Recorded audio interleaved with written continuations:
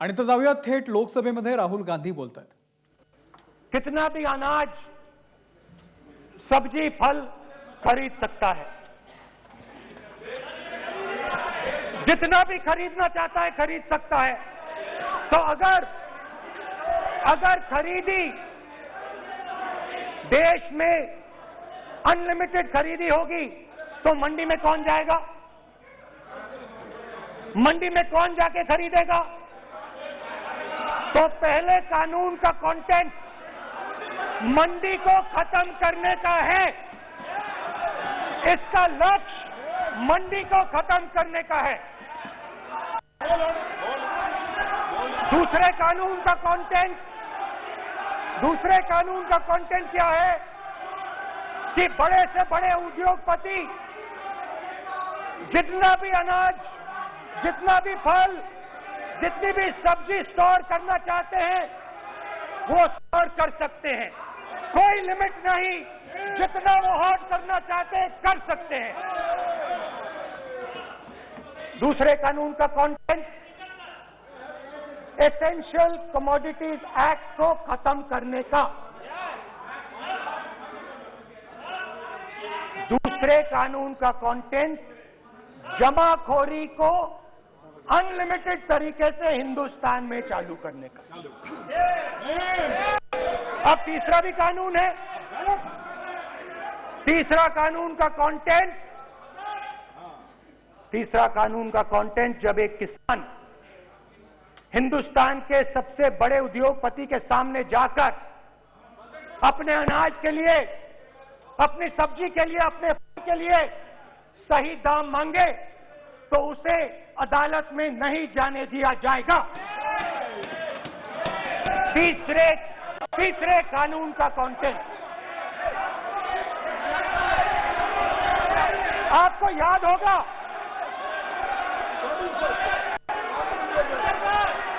Speaker sir,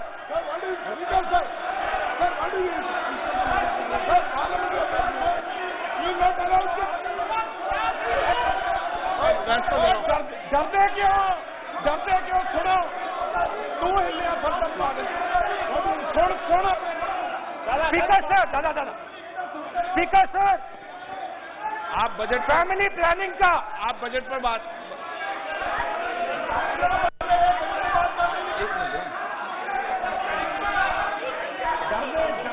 आप sir, सालों पहले फैमिली प्लानिंग का एक नारा था, आपको याद होगा, हम दो हमारे दो। अब मैं इंटेंट की बात करता हूं, कानून के इंटेंट की बात। आज क्या हो रहा है, जैसे कोरोना दूसरे रूप में आता है वैसे ही ये नारा दूसरे रूप में आया है। आज इस देश को 4 लोग चलाते हैं। आप बजट पर चर्चा कर लें। बजट पे कर रहा हूं सर, बजट पे आ रहा हूं। 4 लोग चलाते हैं, अब 2 और हमारे 2। जैसे उस टाइम नाम सब जानते हैं, नो, आप बोलो, आप डिस्टर्बेंस मत। हम 2 हमारे 2, ये किसकी सरकार है? हम 2 हमारे 2। माननीय सदस्य इधर, तो आप आसन को पहले कानून का इंटेंट बताता हूं। आप आसन को संबोधित करें। पहले कानून का इंटेंट, माननीय सदस्य आप आसन कि हमारे 2 मित्रों में से एक जो सबसे बड़ा मित्र है उसको पूरे हिंदुस्तान के अनाज, फल और सब्जी को बेचने का अधिकार। ये है पहले कानून का इंटेंट। नुकसान किसका होगा? नुकसान ठेले वालों का होगा, नुकसान छोटे व्यापारियों का होगा, नुकसान जो लोग मंडी में काम करते हैं, लाखों लोग, उनका होगा। अब चलिए दूसरे कानून की इंटेंट की बात करते हैं। दूसरा कानून का इंटेंट दूसरे मित्र की मदद करने का है। दूसरे मित्र को पूरे देश में अनाज, फल और सब्जी की मोनोपोली दी जाएगी। आज दूसरा मित्र 40% हिंदुस्तान का अनाज अपने साइलों में रखता है। ये कांग्रेस पार्टी की बैठक नहीं है, ये सदन है। फल और अगर बजट में साइलों में रखेगा। ये सभा नहीं है। प्रधानमंत्री कहते हैं सर मैं अध्यक्ष जी आपको कहना चाहता हूँ, जब आपने बजट के लिए चर्चा के लिए पुकारा, मैं बता रहा हूँ, एक मिनट बैठिए। माननीय सदस्य, आज बजट पर चर्चा है, मैं आग्रह करता हूँ। प्रधानमंत्री कहते हैं बजट पर कि मैंने ऑप्शन दिया है। हाँ, आपने ऑप्शन दिया है, 3 ऑप्शन दिए हैं। पहला ऑप्शन भूख, दूसरा ऑप्शन बेरोजगारी, तीसरा ऑप्शन आत्महत्या। ये 3 ऑप्शन आपने दिए हैं। अब देखिए मामला क्या है। मामला ये है कि हिंदुस्तान का सबसे बड़ा बिजनेस, सबसे बड़ा व्यापार एग्रीकल्चर का है। अब बजट 40% आबादी इससे जीती है। 40 लाख करोड़ रुपए का धंधा है।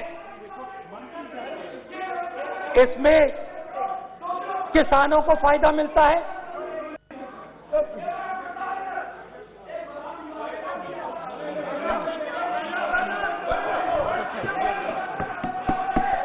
तो दूसरे कानून का थोड़ा मैं इंटेंट समझा देता हूं।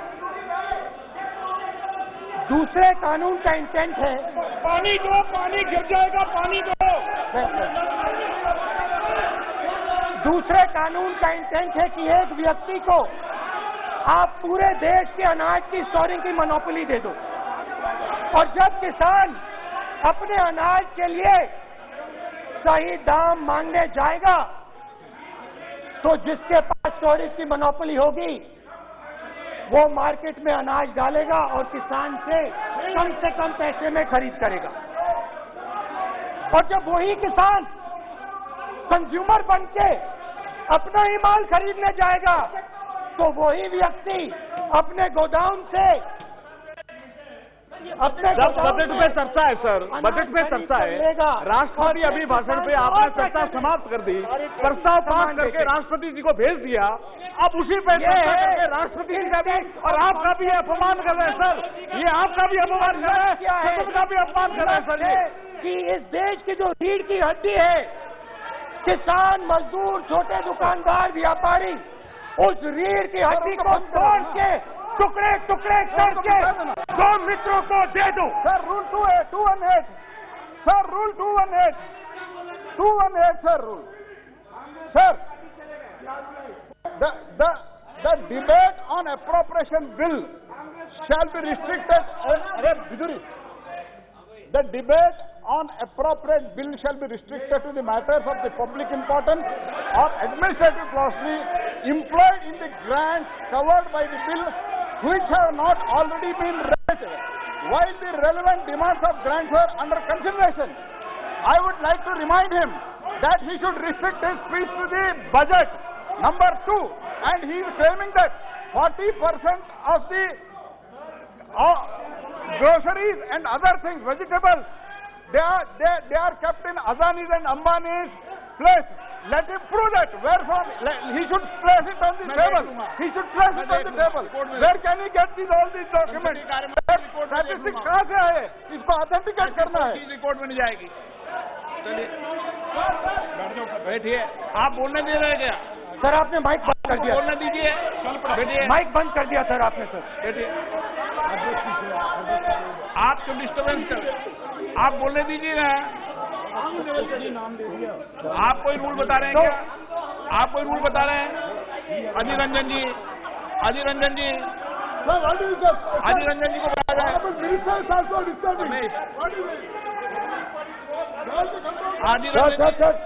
Sir, 214. Sir, rule 214. Sir, discussion of a general character. Sir, discussion of a general character may be allowed on the motion or any amendment moved thereto, but the details of the grants shall not be discussed further. Then it is necessary to develop the general point. Sir, discussion on general point is allowed. So discussion, it is the discussion on general point. Discussion of general point is allowed in the rule book. Discussion of general point. अच्छा, budget में क्या agriculture मुद्दा नहीं है? Budget में क्या agriculture मुद्दा नहीं है? तो बजट में जब एग्रीकल्चर मुद्दा है तो बजट में क्यों चर्चा नहीं हो सकता एग्रीकल्चर? दादा, point of order is simple. You listen to this, sir. Please, 349. It says, while the House is sitting, a member too shall not interrupt any member while speaking by disorderly expression or noises or in any other disorderly manner. While Honorable Member Rahul Gandhi is speaking, सबको disturb कर रहा है,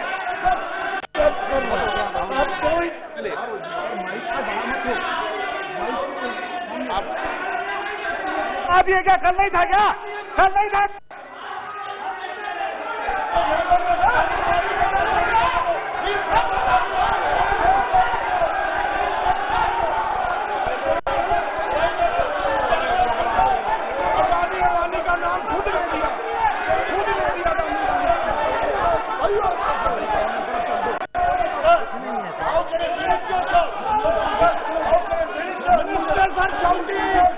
मंत्री छोड़ डाल रहे हैं, मंत्री ऐसा कभी हुआ नहीं, मंत्री भाग रहे हैं, रूल बुक ढूंढ रहे हैं।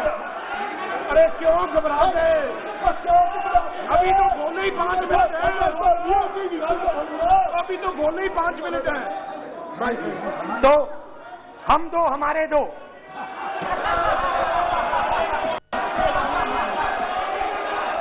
वो आपको याद होगा, वो फोटो होती थी 4, हम दो हमारे दो।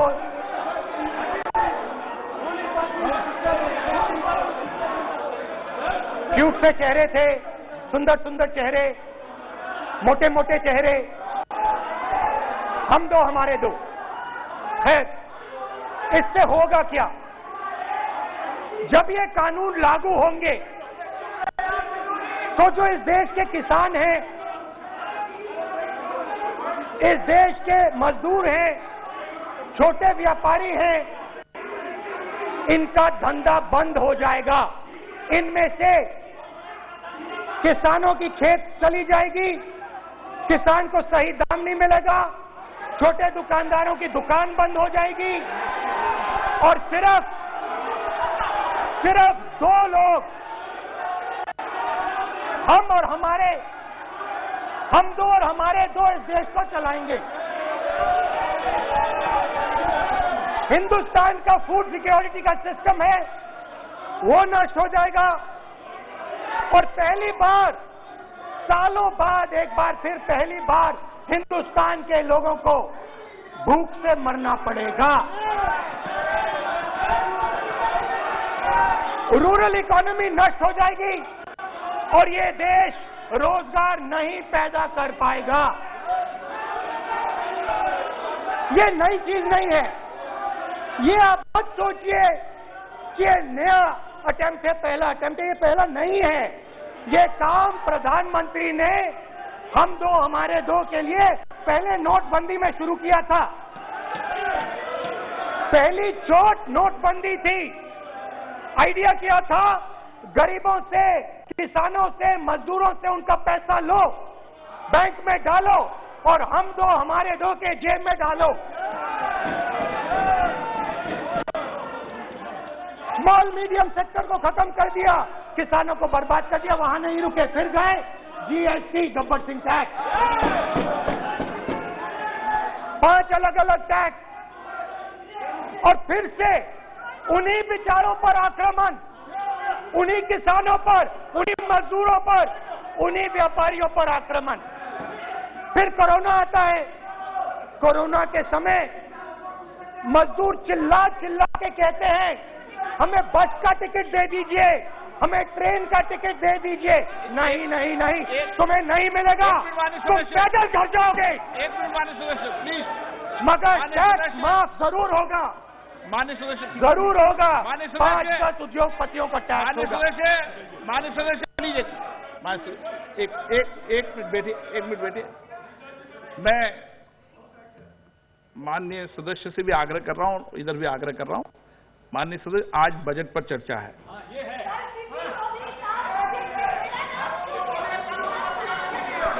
चलाओ। मैं आ रहा हूं सर बजट पे, सर मैं आ रहा हूं बजट पे। मैं सर 5 मिनट में बजट पे आ रहा हूं। मैं फाउंडेशन लगा रहा हूं अभी, फाउंडेशन।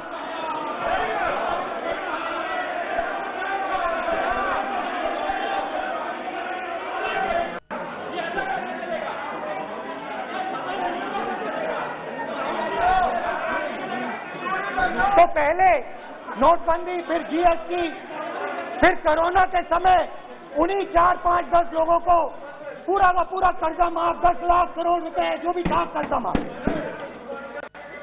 मगर हुआ क्या? हिंदुस्तान का रोजगार का जो सिस्टम है, जो स्मॉल एंड मीडियम इंडस्ट्री है, वो खत्म हो गई। आज ये देश रोजगार नहीं पैदा कर सकता है, सीधी सी बात। और आज नहीं, कल भी ये देश रोजगार नहीं पैदा कर पाएगा, क्योंकि आपने इस देश की रीढ़ की हड्डी तोड़ दी है। किसान की, मजदूर की, छोटे दुकानदार की, स्मॉल मीडियम बिजनेस की रीढ़ की हड्डी तोड़ दी।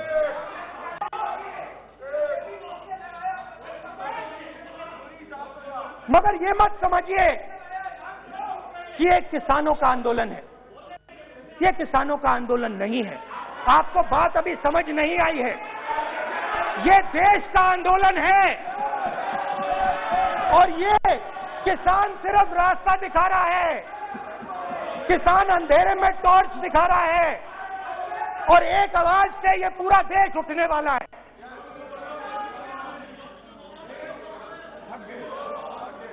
पूरा देश एक आवाज से हम दो, हमारे दो के खिलाफ उठने जा रहा है।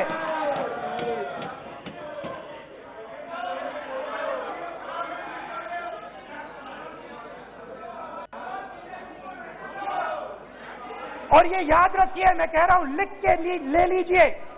आप सोचते हो कि हिंदुस्तान के किसान को, मजदूर को, छोटे दुकानदार को अपने पैसे से, अपने धन से परे कर सकते हो, ये आप सोचते हो। आप ये सोचते हो। आप लिख के ले लो मुझसे, किसान 1 इंच पीछे नहीं हटने वाला है।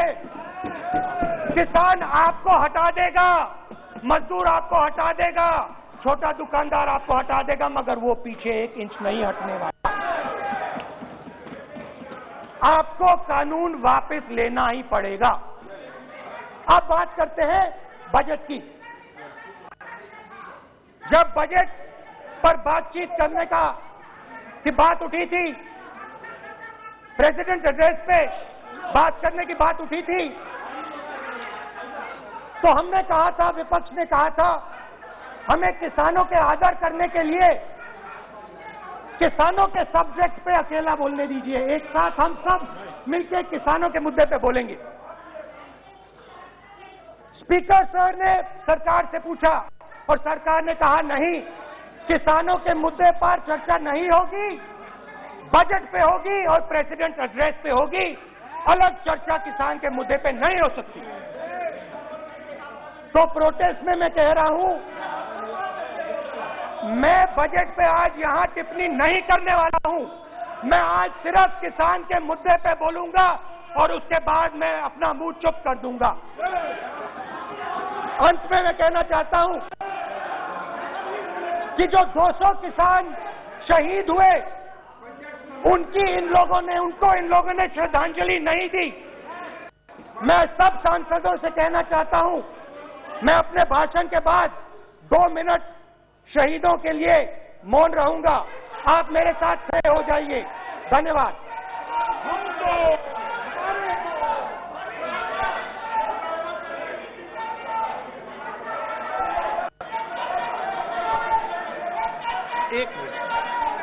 एक मिनट, आप एक मिनट। माननीय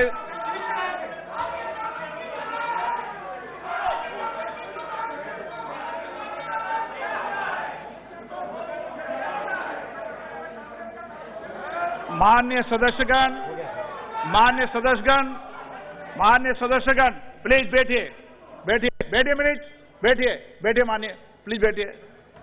माननीय सदस्यगण, इस सदन को चलाने की जिम्मेदारी आपने मुझे दी है और कोई भी माननीय सदस्य कहेगा मैं आज उत्तराखंड के मरे लोगों पर श्रद्धांजलि अर्पित करता हूं, कोई कहेगा कि मैं आज बॉर्डर पर मरे श्रद्धांजलि अर्पित करूं, ये जिम्मेदारी आपने मुझे दी है।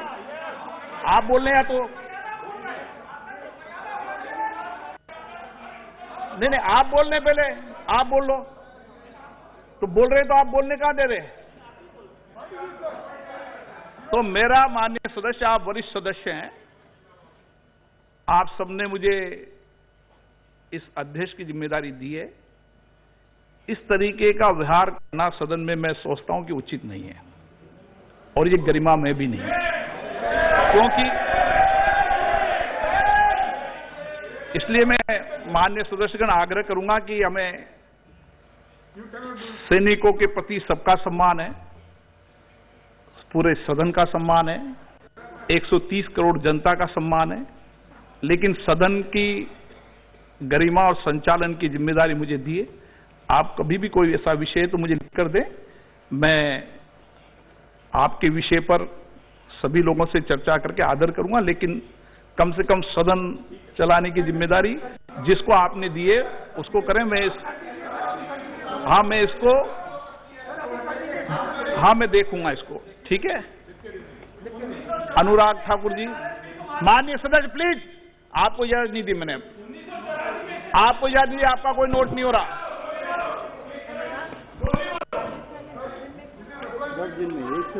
जनता एबीपी माझा, उघडा डोळे बघा नीट।